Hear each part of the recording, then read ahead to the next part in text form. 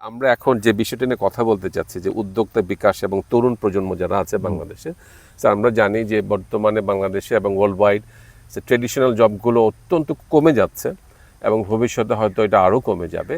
সেক্ষেত্রে আমাদের তরুণ উদ্যোক্তা যারা মানে গ্রামীণ পর্যায়ে কাজ করে, ইভেন শহর পর্যায়েও কাজ করে, অনেকেই কিন্তু স্যার একটু আগে আপনি বললেন যে তাদের ছেলে মেয়েরা আসেন, আবার আমরা এটাও দেখছি যে অনেকে ইন্টারেস্টেড হচ্ছে যে কৃষিতে কাজ করার জন্য। তো বর্তমানে বাংলাদেশের চাকরির বাজার যদি কমে যাচ্ছে, এই পরিস্থিতি কৃষি ভিত্তিক উদ্যোক্তা তৈরিতে কী ধরনের সম্ভাবনা দেখছেন স্যার আপনি? আর 2 নম্বর প্রশ্নটা হচ্ছে, তরুণ প্রজন্মকে কৃষি এবং খাদ্য খাতে আকৃষ্ট করতে কী ধরনের প্রণোদনা বা সহায়তা কাঠামো প্রয়োজন স্যার আপনি মনে করেন? যদি সংক্ষেপে বলতেন স্যার আপনি। আমি মনে করি যে তরুণ যে সম্প্রদায় আসছে, আমার মনে হয় যে প্রায় পাঁচ কোটির মতো এদের এখন সংখ্যা, যাদেরকে তরুণ বলি আমরা। স্যার আমার খুব মোটামুটি একটা হিসাব, স্যার 5 কোটি তরুণের চাকরি এই দেশে দেওয়া সম্ভব না। এই চাকরি বলতে যা বুঝি, যদিও চাকরির বাজার আপাতত একটু স্থিতি হয়ে আছে, বাট এটা বাড়বে সন্দেহ নাই। শিল্পায়ন বা ইত্যাদি হলে কৃষি এখনো একটা বড় সেক্টর, কিন্তু এই 5 কোটির চাকরি দেওয়া সম্ভব না। এটা খামাখা এগুলো বলে কোনো হবে না। কিন্তু তারা কিছু করবে না। আমি মনে করি যে একটা বড় অংশ এই বাজারটা খুঁজতেই হবে বাইরে, দেশের বাইরে তাদের নিতেই হবে, এবং তার জন্য চ্যালেঞ্জ আছে। ওই যেভাবে আছে এটা দিলে হবে না। এই লেখাপড়া বা এইগুলো দেওয়া হবে না। জাপান, কোরিয়া, এমনকি ইউরোপের দেশগুলোতে এখন শ্রমিক নিচ্ছে, কিন্তু ওইভাবে প্রশিক্ষিত। কিন্তু আমি বলছি যে তারপরেও একটা বিশাল অংশ তো দেশেই থেকে যাবে। তাদের জন্য কি করার আছে? তাদের জন্য আমি মনে করি আমার কিছু করে দিতে হবে, এই ধারণার থেকে বের হয়ে আসতে হবে। ওই করবে, তাকে শুধু আমার একটু তৈরি করে দেওয়া এবং তার পথটাকে পরিচ্ছন্ন করে সামনে এগোনোর পথটা দিতে হবে। 1 নাম্বার সেটি হলো যে সবাই এখানে লেখাপড়া করে সব উচ্চশিক্ষা হবে, তারপরে আমি বলবো যে এটা বেকার হয়েছে। এটা তো একটা ভ্রান্ত ধারণা আর কি। আমার ওটা দরকার নাই। আমি অনেক আগের থেকেই চিন্তা করব যে এই মেধাবী যাদের দিয়ে কিছু হবে, তারা যাক উচ্চশিক্ষাতে, আমি পুরো সাপোর্ট দেব তাদেরকে। কিন্তু বোঝা যায় তো স্কুল পর্যায়ে যে এ কত দূর যেতে পারে, কাকে দিয়ে কি হবে। সেই জন্য আমি মনে করি ড্রপ আউট এটা হয়ে যাবে এই শিক্ষা ব্যবস্থার জন্য। তাদেরকেই আমরা উদ্যোক্তা বানাইতে চাচ্ছি। আর উদ্যোক্তা এমন একটা জিনিস যে তাদেরও সবাই উদ্যোক্তা হতে পারবে না। ওই উদ্যোক্তা সংজ্ঞাটাই হচ্ছে যে উদ্যোক্তার সংজ্ঞাটাই হচ্ছে যে যার ভিতরে উদ্ভাবনী ক্ষমতা আছে, সেই হচ্ছে উদ্যোক্তা। একজন মানুষ, আমার বয়স আছে, আমি বিএ পাস করেছি, কাজে আমি উদ্যোক্তা হব, এটা কোনোদিনও হয় না। খুব নিষ্ঠুর একটা বিষয়। সবাইকে দিয়ে ব্যবসা হয় না, এটা করতে পারে না। উদ্যোক্তা মানেই হচ্ছে ব্যবসা, পুঁজি বিনিয়োগ করব এবং ঝুঁকি আছে, এবং ঝুঁকি নেওয়ার ক্ষমতাও আমার থাকতে হবে। তার জন্য পুঁজি সংগ্রহ করতে হবে এবং ঘটে বুদ্ধি থাকতে হবে। এবং উদ্ভাবনী যে কথাটা, এটা গুরুত্বপূর্ণ, যে সবাই যা করে আমি সেটির মধ্যে করি। সবাই যদি কি যেন বলা হয়, ব্রয়লার হাউস আর মুরগির খামার করা শুরু করে, কত কোটি মুরগির খামারে দেশে হবে। বরং অন্যভাবে করবো। আমি সেদিন দেখছিলাম রাজশাহী অঞ্চলের একদল তরুণ অথবা কোনো কোম্পানি, তারা এই যে আমাদের আমগুলো, আমি ব্যাংককে দেখে আসলাম, এই আমগুলোকে এই আমের সিজনে ওইটাকে কেটে এখন তারা বড় কোনো ওই আচার বাচার ইত্যাদি করছে না, কিন্তু কিভাবে জানি প্রসেস করছে, ড্রাই বা অন্য কিছু করে জাস্ট পলি ব্যাগের মধ্যে করছে। এবং আমি ব্যাংককের রাস্তায় এগুলোকে দেখলাম, ওর কোনো সিজনও নাই, কিছু নাই, বিক্রি হচ্ছে। একটা আমি ভিডিওতে দেখলাম এটা করছে। এই যে উদ্ভাবন, এটা কেবল আমের ব্যাপারে কেন, এটা কাঁঠালেও একটা বড় হতে পারে। 50% আমাদের কাঁঠাল ওয়েস্টেজ হয় বাংলাদেশে, হতে পারে, এগুলো আসতে পারে। আমি বলছি এই যে উদ্ভাবন। আরেকটা আমি বলছি যে নতুন নতুন যে ফসলগুলো আছে, তার উপজাত আছে না, ফসলের গাছ ডাটা এগুলো পড়ে থাকে না। ওকে, আমি ভাবতে থাকবো যে এর ভিতর থেকে কোনো উচ্চ মানসম্পন্ন কাগজ তৈরি হয় কিনা। হতে তো পারে। জি স্যার। এইগুলোকে বলা হয় উদ্ভাবন। এই যে বায়োফ্লাক্স যে মাছের চাষটা এসছে, এগুলো তো সব উদ্ভাবন। উদ্ভাবন, জি স্যার। হ্যাঁ, এই জন্য আমি মনে করি যে তরুণ উদ্যোক্তাদের আমাদের এই বুদ্ধিগুলো জি স্যার। আমরা করব এবং থ্রু ট্রায়াল অ্যান্ড এরর ওর ভিতর থেকে একদল বের হয়ে আসবে। সবগুলোকে নিয়ে টাকা দিলাম যে শুরু না, করে এটা দাও, তো- ওটা হয় না এবং এই জন্যই পিছিয়ে আছে আচ্ছা এবং ব্যাংকগুলোও আগাইতে চায় না। স্যার, এই যে আপনি সিচুয়েশনটা বললেন, এই সিচুয়েশনের মধ্যে সরকার, বেসরকারি প্রতিষ্ঠান, আপনি বললেন প্রাইভেট সেক্টর বাংলাদেশে অনেক কাজ করছে বা ডেভেলপমেন্ট অর্গানাইজেশন আছে এখানে। আপনি যদি মানে স্পেসিফিক্যালি কারো স্পেসিফিক ভূমিকা থাকে যদি একটু বলতেন, তাহলে স্যার আমরা একটু মানে পরিষ্কার ধারণা পেতে পারতাম। অর্থাৎ এই উদ্যোক্তা, সত্যি কথা কি, আমার অনেকেই করছেন খণ্ড খণ্ডভাবে এবং আমি তাদের প্রতি সম্মান প্রদর্শন করি। আমি যে সবার নাম জানি আমি তাও বলছি না, কিন্তু আমি উপরে মানে সাধারণভাবে একটা কথা বলছি যে এই যে স্টার্ট আপ একটা বিষয়, আমাদের শব্দ একটা আমরা শুনি যে সরকারি অনেক প্রতিষ্ঠান ওখানে তরুণদের সাহায্য করে। আজ পর্যন্ত এই ধারণাটা পরিষ্কার করা গেল না জি স্যার, বা কেউ করেনি স্যার। যে গ্রামের এই যে 5 কোটি, তার মধ্যে 4 কোটি তো গ্রামের, জি স্যার। আর না 1 কোটি দেখলাম শহরের মধ্যে। এই ছেলেপেলেগুলোর কাছে স্টার্ট আপ শব্দটা কি কি এটা দিয়ে কি বোঝাইতে চাচ্ছেন আপনি? সে কার কাছে ওখানে যাবে? এখনো পর্যন্ত যেখানে ব্যাংকের কোনো শাখা নাই, ব্যাংকের অফিসে গেলে কিছু বোঝা নাই।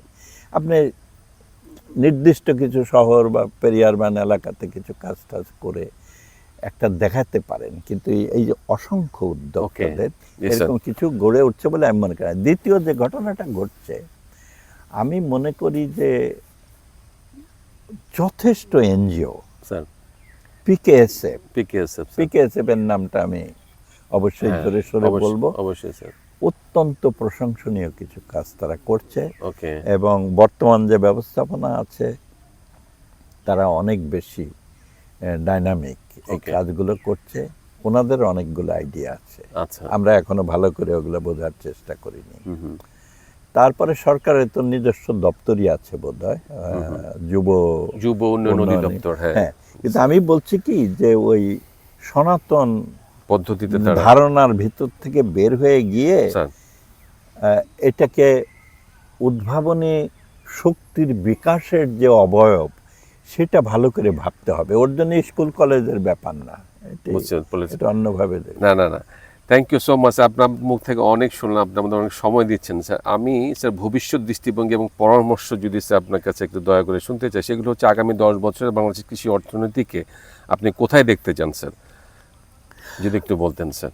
আমি এখানে একটি বিষয়কে আরেকটু বিস্তারিত করে নেই। আমি কেবল কৃষি অর্থনীতি আর এখন ওইভাবে বুঝি না। ওকে। আমি বুঝি গ্রামীণ অর্থনীতি। গ্রামীণ অর্থনীতি স্যার। এবং গ্রামীণ অর্থনীতির একটা অংশ হচ্ছে এবং প্রধান অংশ হচ্ছে কৃষি অর্থনীতি, কিন্তু অকৃষি অর্থনীতিও এখন গ্রামীণ অর্থনীতির একটা অংশ, বড় অংশ স্যার, বড় অংশ। যেমন ধরা যাক, আমাদের গ্রামীণ অর্থনীতিতে একটা বড় পরিবর্তন ঘটেছে যে নতুন নতুন ঘরবাড়ি হচ্ছে। আর ঘরবাড়ি মানে টিনের ঘর না, পাকা বিল্ডিং। প্রথমে হাফ বিল্ডিং, উপরে এখন পুরোটাই ছাদ। যখন একটা বিল্ডিং হচ্ছে তখনই থ্যাঙ্কস টু দি এই যে গভর্নমেন্টের উদ্যোগ, যে বিদ্যুতের একটা বড় ধরনের প্রসার ঘটেছে এবং তার সঙ্গে যোগাযোগ ব্যবস্থা। এর ফলে যখন একটা নতুন বিল্ডিং হচ্ছে সেখানে একটা লাগছে, বিদ্যুতের মিস্ত্রি লাগবে কানেকশন দেওয়ার জন্য, প্লাম্বার মিস্ত্রি লাগবে, তার কারণ ওইটা হাইজেনিক ওয়াশরুম তৈরি করতে হচ্ছে, বাথরুম ফিটিংস ইত্যাদি লাগছে। এই যে কাজগুলো, এই কাজগুলো কে করবে? এই যে গ্রামের এই তরুণ ছেলেপেলে, ডাক দিলেই তাদেরকে পাওয়া যাচ্ছে ইত্যাদি ইত্যাদি। আমি মনে করি যে গ্রামীণ অর্থনীতি বেড়ে উঠছে, কৃষি অর্থনীতি এটাকে আমরা বলি রিয়েল সেক্টর, মানে রিয়াল এটা, কিন্তু অন্যটাকে আনরিয়াল না, অন্যগুলো ডেরাইভ। কৃষি যখনই বাড়তে থাকে তখন হ্যান্ড ইন হ্যান্ড তাকে অকৃষি খাতটাকেও বাগায় আসতে হয়। দুটো একসঙ্গে না হলে গ্রামীণ অর্থনীতি বা সামগ্রিক অর্থনীতি বাড়ে না। কি কারণে? যে আমি বুদ্ধি আছে আমার, আমি কিন্তু চমৎকার একটা ফসল করব, আমার এখন জলবায়ু পরিবর্তনের ফলে যে কোনো সময় যে কোনো কিছু লাগাই দিতে পারি। এখন ভালো একটা বীজের দোকানদার নাই আমার এলাকাতে যে আমার বীজ সরবরাহ করবে। জি স্যার। এটা কিন্তু কৃষি বাট অকৃষি খাত, ব্যবসায়িক খাত। জি স্যার। আচ্ছা, আমার এখন যন্ত্রপাতি নাই, আচ্ছা যন্ত্রপাতি আছে তার মেকানিক নাই, এইগুলো হলো অকৃষি খাত। দুটো একসঙ্গে যখন চলে আমরা বলছি হাতে হাতে ওকে। হাত ধরে যেতে হবে। এইটা গ্রামীণ অর্থনীতি, এটি সামনে এগিয়ে যাচ্ছে। এর গতিময়তা সৃষ্টি করতে গেলে আমি আবার ফিরে আসি ওই রিয়েল সেক্টর যে কৃষি, এখানে উৎপাদনশীলতা বৃদ্ধি করতে গেলে ওই যে ফলনের যে পার্থক্য, প্রকৃত ফলন এবং আমাদের সম্ভাব্য ফলন, এই গ্যাপটা প্রায় 3 টনের মতো হেক্টর প্রতি এখনো আছে। এটাকে কমিয়ে আনাটাই হচ্ছে আমার পজিটিভ, এক বিরাট সম্ভাবনা এখন আছে। এটা এখানে উঠানোর একটা অত সোজা না, কিন্তু উপরেরটা ঠিক থাকবে, নিচেরটাকে আমি গ্যাপটা কমিয়ে আনার জন্য খামারের ব্যবহারিক আয়তনটা বাড়াতে হবে। যার যার জমি তারই থাকবে, কিন্তু বন্ধক, বর্গা, কটকওলা, খাইখালাসি, শনকরালি, হাজারটার নাম আছে গ্রাম এলাকাতে, এগুলো দিয়ে চলছে, কিন্তু আমরা কেউ খেয়াল রাখছি না। এবং মাছের পুকুর তৈরি হচ্ছে, এটা বড় বড় মাছ 5 বছরের জন্য লিজ নিচ্ছে। কলার বাগান এবং পেয়ারার বাগান 5-10 বছরের জন্য লিজ নিচ্ছে পুরো যশোর এবং উত্তরবঙ্গের দেশগুলো। এখন একে নোনা মাটির দেশ যেগুলো, সাউথ বেঙ্গল, তারাও এগুলো করছে। এটাকে আমি বলছি বাংলাদেশের কৃষির সম্ভাবনা। ঘাবড়ানোর তো কোনো কারণ নেই। তবে মানুষের সংখ্যা বেশি, আর এই 1.5 কোটি কৃষক, 2.25 কোটি কৃষক পরিবার, এর সংখ্যা যদি ব্যবহারিক মাত্রাটা বাড়িয়ে এটা যদি 1 কোটিতেও নামাই আনতে পারি, তাহলে হবে কি, খামারের আয়তন বাড়বে, ফলনটা বৃদ্ধি পাবে, আর বাজারে দর কষাকষি শক্তি তার বাড়বে। কিনা একজনই অনেক কিছু ভলিউম তৈরি করছে, দেন ব্যাপারী আর ফরিয়া অত সহজে ওই যার কাছ থেকে গিয়ে একটু বেগুন দেন খেতে ওভাবে করতে পারবে না। এটি দীর্ঘমেয়াদী, কিন্তু পথ এইটাই। আমি এতক্ষণ যে কথা বললাম চন্দন, এর পরিপ্রেক্ষিতে আমি আমার নিজের ধারণাটাকে লাগিয়ে দিতে চাই এভাবে, যে দীর্ঘ 5 দশকের বেশি সময় ধরে আমি যে বিশ্ববিদ্যালয়ে অধ্যাপনা করলাম, এখন আমি একটা গ্রামের স্কুলে গিয়ে পড়াই, তরুণদের সঙ্গে মিশি, এবং তা না, বহু স্কুল, কলেজ, মাদ্রাসার ভেতরে আমি ঢুকি, ক্ষণিকের জন্য হলেও আমি কাজ করছি। এর থেকে আমার একটা ধারণা হয়েছে যে আমরা বলছি ঠিকই, কিন্তু এই যে অসংখ্য আগামী দিনের এই যে তরুণ সম্প্রদায়, এদেরকে যদি গঠন করতে হয় তো ওদের সামনে আমাদের ভালো ভালো কিছু উদাহরণ আনতে হবে, এবং সেই উদাহরণ সৃষ্টি করব আমরা যারা প্রাজ্ঞ, আমরা যারা বয়স হয়েছে, তাদের আচরণগত এবং তারা কি করি এটা কিন্তু বলার দরকার নেই। এই সব তরুণদের প্রত্যেকেরই 1 জোড়া করে CCTVর ক্যামেরা সেট করা আছে, আমরা কেউ লুকাতে পারবো না তাদের কাছ থেকে। কাজেই আমি ব্যক্তিগত জীবনে কি করছি সেটা কিন্তু তারা সবসময় পর্যবেক্ষণ করছে। কাজেই আমাদের প্রচণ্ডভাবে যত্নবান হওয়ার দরকার আছে যে আমরা কে কী করছি, 1 নম্বর। 2 নম্বর হলো আমাদের ভিতরে হতাশাটা এনে সবসময় একটি নৈরাশ্যবাদী একটা পরিবেশ তৈরি করবার অত্যন্ত মানে ক্ষতিকরও হতে পারে। আমরা আশা দেখব সব সময়, এবং এই তরুণদের সামনে আমরা দেখব যে আরও কত চমৎকার সাফল্যের উদাহরণ আছে, আমরা এগুলো তুলব। আমি কিন্তু উদ্যোক্তার কথা বলছি না, যারা লেখাপড়া করছে তাদের জন্যও বলছি, কেবল বই পড়া না। এবং আজকালকার এই প্রযুক্তির যুগে অত্যন্ত বিধ্বংসী কিছু প্রযুক্তিও আসছে, মোবাইল ফোন, ইন্টারনেট ইত্যাদি।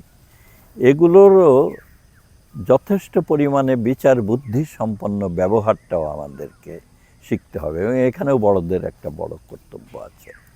আর যেটা আমি বলছি যে শর্টকাট বলে কিছু নাই পৃথিবীতে, এই শর্টকাট দিয়ে সামান্য কিছু হয়, কিন্তু এই তরুণ এবং সবার জন্য আমি যেটা বলছি, অন্য কি করছে এটা নিয়ে দিনভরে অত আবিষ্কার করার দরকার নেই। আর সবটাই আমার জগৎ না, আমার সম্ভাবনা কি এবং আমি কি করতে পারি, এবং আমার উপর এই সমাজের একটা দায়বদ্ধতা তৈরি হয়ে আছে, সেটা সাধ্যমতো আমরা ওইটুকুর মধ্যে সীমাবদ্ধ রাখি।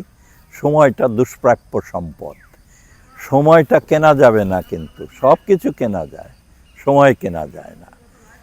আমরা যেন নিজের এই সময়টাকে কাজে লাগাই, আমার মনে হয় অনেক দূর এগিয়ে যেতে পারবো। আমি সবাইকেই এই আশাবাদটা দিয়ে শেষ করতে চাই। Thank you so much sir, professor doctor Sattar Mondal sir. আজকে আমরা স্যারের সাথে অনেকক্ষণ কথা বললাম। আমার কাছে যেটা মনে হয়, আমার ক্ষুদ্র জ্ঞানে, প্রফেসর সাত্তার মণ্ডল স্যার অত্যন্ত জ্ঞানী একজন মানুষ। উনি প্রচুর গবেষণা করেন স্যার, এবং স্যার অনেক আলোর মুখ দেখালেন আমাদেরকে, অনেক বাস্তবিক অভিজ্ঞতা নিয়ে কথা বললেন, এবং আমাদের তরুণরা কীভাবে ইনভলভ হতে পারে। আমরা যেখানে গ্রামীণ অর্থনীতি বলছি, যেখানে কৃষি অকৃষি একটা বড় ভূমিকা রাখছে, কিভাবে সবার অজান্তেই অনেক কিছু পরিবর্তন হয়ে যাচ্ছে, এবং হয়তো আমরা বাংলাদেশ সরকার বা ডেভেলপমেন্ট সেক্টর সেটা খবরই রাখছে না, কিন্তু অনেক পরিবর্তন সেখানে হয়ে যাচ্ছে। স্যার নীতিমধ্যে এগুলি খবর রাখছেন। আমরা স্যার কাছকে পেয়েছি, স্যারকে ধন্যবাদ জানাচ্ছি। স্যার আমার মতো মানুষকে আমাদেরকে সময় দিয়েছেন, এবং আমি শুধু একটি কথাই বলতে চাই, স্যারের এই কথাগুলো, স্যার এই বলাগুলো আমরা চেষ্টা করবো এগুলি অনেক বিষয় ছড়িয়ে দেওয়ার জন্যে, এবং যারা বাংলাদেশে কৃষি অর্থনীতিতে, গ্রামীণ অর্থনীতিতে বাংলাদেশে উন্নয়নে কাজ করেন, তার এই কথাগুলো শুনে বুঝে এগুলি মাঠে যখন কাজে লাগবে, আমাদের দেশ এগিয়ে যাবে। স্যার আপনাকে অনেক ধন্যবাদ জানাচ্ছি স্যার, আপনাকে সময় দেওয়ার জন্য স্যার। আসসালামু আলাইকুম স্যার। ওয়ালাইকুম আসসালাম। তুমি ভালো থাকো, এবং তুমি উদ্যোক্তা, ব্যবস্থাপনা এবং তাদের সুযোগ এবং সংকট ইত্যাদি নিয়ে তুমি বেশ কিছু প্রোগ্রামও করছো। আমি তোমার শুভকামনা করি। Okay sir, thank you so much.